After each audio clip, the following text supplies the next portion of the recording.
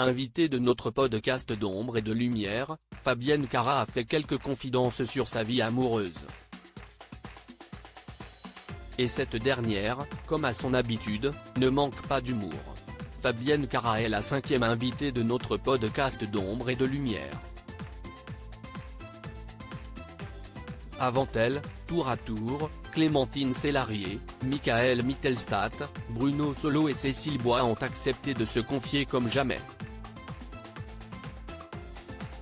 Et l'actrice que l'on retrouvera prochainement dans un épisode spécial de Section de recherche n'a pas dérogé à la règle. Ainsi, l'heureuse maman d'une petite Céleste s'est confiée entre autres sur ses complexes, sur sa vie de maman solo, sur son divorce, sur son départ de Plus belle la vie en 2022, ainsi que sur sa vie amoureuse.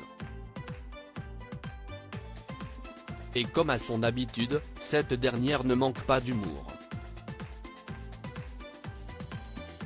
Il faut dire que sa situation est assez inhabituelle.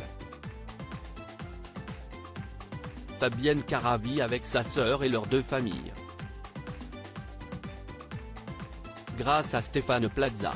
Souvenez-vous, en 2021, Fabienne Cara avait sollicité Stéphane Plaza afin de concrétiser son rêve de vivre sous le même toit que sa sœur Carole, son mari et ses enfants.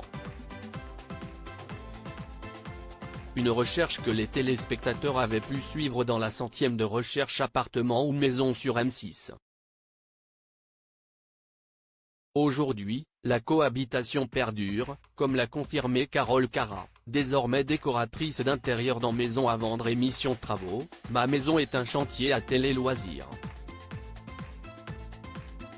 Au départ, c'était sûrement une concession pour mon mari, mais nous voulions recréer une maison de famille. En plus des parties communes, chacun a son espace de liberté.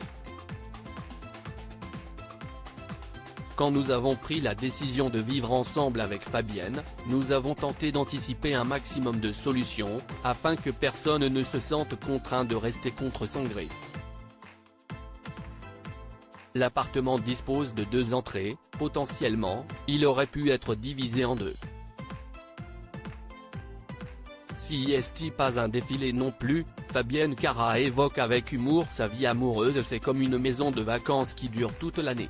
S'enthousiasme Fabienne Cara. Personne ne rechigne à mettre la main à la pâte. Nous pouvons chacune recevoir des copains, d'ailleurs la chambre d'amis est rarement vide.